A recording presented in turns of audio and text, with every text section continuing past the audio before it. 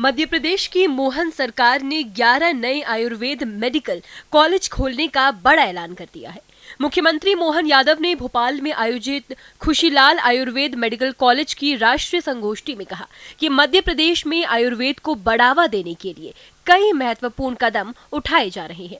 इस दिशा में 11 नए आयुर्वेद मेडिकल कॉलेज खोले जाएंगे, जिनमें से 5 कॉलेज केंद्र सरकार की मदद से स्थापित होंगे। आयुर्वेद में मेडिकल कोर्सेज शुरू करने और मध्य प्रदेश में 11 नए आयुर्वेद कॉलेज खोलने के मुख्यमंत्री मोहन यादव के बयान पर राजनीति होने की संभावना जताई जा रही है। इस तरह के बड़े फैसले आमतौर पर राजनीतिक चर्चा और विवादों का कारण बनते हैं, खासकर जब ये शिक्षा, स्वास्थ्य और रोजगार से जुड़े होते हैं। मुख्यमंत्री मोहन यादव ने भोपाल में आयोजित खुशीलाल आयुर्वेद मेडिकल कॉलेज की राष्ट्रीय संगोष्ठी में कहा कि मध्य प्रदेश में आयुर्वेद को बढ़ावा देने के लिए कई महत्वपूर्ण कदम उठाए जा रहे हैं। इसी कदम में 11 नए आयुर्वेद कॉलेज अब खोले जाएंगे। सीएम ने बताया कि मध्य प्रदेश में आयुर्वेद से संबंधित संस्थानों की प्रचुरता है और अब हमारी जिम्मेदारी भी बढ़ गई है। प्रदेश में आयुर्वेद को और अधिक बढ़ावा देने के लिए विभिन्न योजनाओं पर काम चल रहा है। मोहन यादव ने ये भी घोषणा की कि उज्जैन में अखिल भारतीय आयुर्वेद संस्थान खोला जाएगा और आगामी उज्जैन कुंभ में आयुर्वेद से संबंधित बातों पर चर्चा की जाएगी। राष्ट्रीय आयुर्वेद संगठन संगोष्ठी में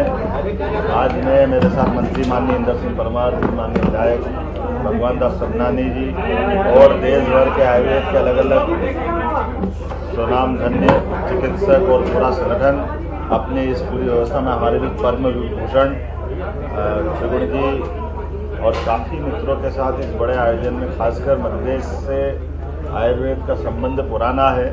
हमारी अपनी धरती पर भगवान धन्वंतरी के भी प्रकट की एक तरह से सिंहस्थ कुंभ के समय की घटना से संबंध आता है। ऐसे में जब आज पूरा दुनिया आयुर्वेद की तरफ देख रही है, ऐसे में सभी आयुर्वेद चिकित्सकों के साथ मिलकर के पूरे कार्यक्रम में शामिल होकर के अत्यंत आनंद आया।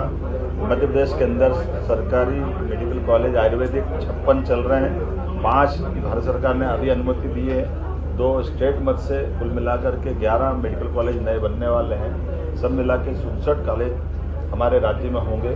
आज के इस अवसर पर आयुर्वेद से जुड़े हुए बहुत सारे अलग अलग प्रकार की चीज़ों पे भी चर्चा होने के लिए विद्वानों का समागम अपने आप में लाभदायी होता है, फलदायी होता है।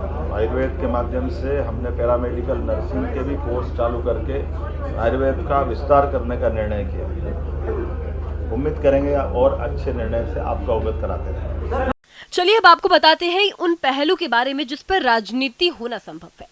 विपक्षी दल ये सवाल उठा सकते हैं कि ये नए आयुर्वेद कॉलेज कौन कौन से क्षेत्रों में खोले जा रहे हैं और क्या ये कॉलेज सभी क्षेत्रों में समान रूप से वितरित किए जाएंगे या केवल विशेष इलाकों को लाभ मिलेगा। 5 कॉलेजों को केंद्र सरकार की मदद से खोला जा रहा है। इस पर विपक्षी दल ये सवाल उठा सकते हैं या फिर ये मुद्दा उठा सकते हैं कि राज्य सरकार केंद्र सरकार की नीतियों के तहत क्यों काम कर रही है और क्या ये राज्य के स्वशासन पर असर डालता है। आयुर्वेद कॉलेज खोलने पर होने वाली लागत और संस्थानों के उपयोग को लेकर भी विपक्षी दल सवाल उठा सकते हैं, खासकर जब राज्य की आर्थिक स्थिति या शिक्षा व्यवस्था की बात हो।